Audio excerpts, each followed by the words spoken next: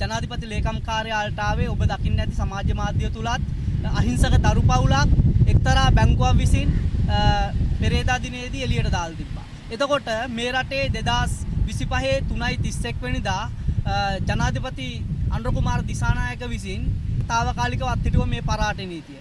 අපි මේ පරාට නීතිය අවස්ථා ගන්නවද දැන් අවුරුදු 4ක් තිස්සේ කියන්නේ මේ පරාට නීතිය ක්‍රියාත්මක වෙන ලෝකයේ එකම රට ශ්‍රී ලංකාව විතරයි.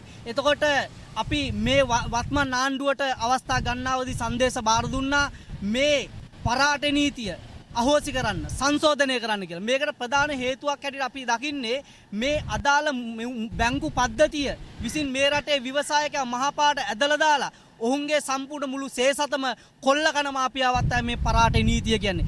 ඒක නිසා යම්කිසි පුද්ගලයෙක් ඕනම බැංකුවකින් ණයක් ගත්තොත් ඒ ණය ගෙවන්න බැඳිලිනව පැහැදිලිවම. හැබැයි ණය ගෙවන්න බැරුණා කියලා මේ විදිහට අනීතිකව කටයුතු කරන්නට කිසිම බැංකුවකට බෑ. මොකද යම්කිසි පුද්ගලයෙක් මිලියන 300ක් වර්ණ දේපලක් තියලා මිලියන 5යි ගන්නෙ. එතකොට මේ මිලියන 5ක් අරගෙන ගෙවා ගන්න බැරුණොත් මේ සම්පූර්ණම දේපල මේ අදාළ බැංකුව විසින් කොල්ල කරනවා. එතකොට මේක ප්‍රසිද්ධ වෙන්දේසියක් කියලා මේගොල්ලෝ නම් කරනවා. කවුරුවත් කියවන්නේ නැති පතර දෙක තුනක ඇඩ් එකක් දාලා මේගොල්ලා මේක වෙන්දේසි කරනවා. හැබැයි මේ වෙන්දේසියට කිසිම වෙන්දේසිකරුවෙක් ඉදිරිපත් වෙන්නේ නැති වටපිටාවක් තුල මේගොල්ලා අඩුම ලන්සුව වන රුපියල් 1000කට මේ දේපල බැංකුවට ලියා ගන්න පුළුවන්. ඊට පස්සේ මේගොල්ලන්ගේ කොයි හරි ගජමිතුරෙකුට මේ දේපල නැවත මිලියන 200කට විතර විකුණලා මේ සම්පූර්ණ මුදලම මේ බැංකුව විසින් අය කරගන්නවා. එහෙමනම් මේ ගත්ත මිලියන 5ට තව මිලියන 5ක් පොලි එකතු කරත් මිලියන 10යි. එහෙමනම් ඉතුරු මුදල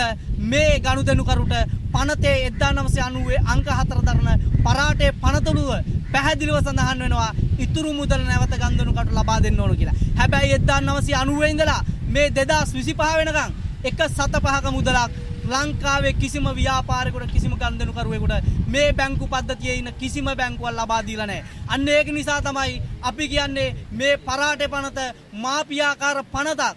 මොකද අපි අනුර කුමාර දිසානායකට කියනවා දැන් කල් ගත්ත ඇති. ඉතා කඩිනමින් ඔබතුමා විසින් මේ පනත සංශෝධනයන කටයුතු කරන්න. මොකද ජනතාව 3න් 2ක බලයක් දීලා තියෙනවා. 159ක බලයක් දීලා තියෙනවා. හැබැයි අපට ඊයේ පෙරේදා දිනේ තොරතුරු වාර්තා වුණා කැබිනට් එක විසින් 160ක පොලියක් අයින් කරන්න කියලා මහා බැංකුව අධිපති නන්දලාල් වීරසිංහට යවලා තියෙනවා කියලා.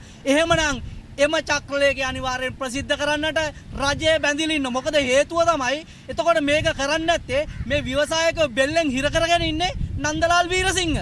ආණ්ඩුව එහෙම දෙයක් කළා තින්නම් අනිවාර්යයෙන්ම රජයට වගකීමක් තියෙනවා මේ අදාළ චක්‍රලේඛනේ එළියට දාන්න. එහෙමනම් මේ වරද පැටලෙන්නේ අනිවාර්යයෙන්ම නන්දලාල් වීරසිංහට. මොකද 160ක් කපලා මේ ණය මුදලෙන් පොලියෙන් 160ක් අයින් කළා නැවත මේ ණය මුදල සංශෝධනය කළා දෙන්න කියලා රජය නිවේදනය කළා තියෙනවනම් මේ කරන්න නැතුව ඉන්නේ නන්දලාල් වීරසිංහ. එතකොට නන්දලාල් වීරසිංහ අවස්ථා කිහිපයකදී අපිව හැඳින්වුවේ කල්ලියක් ගන්නට.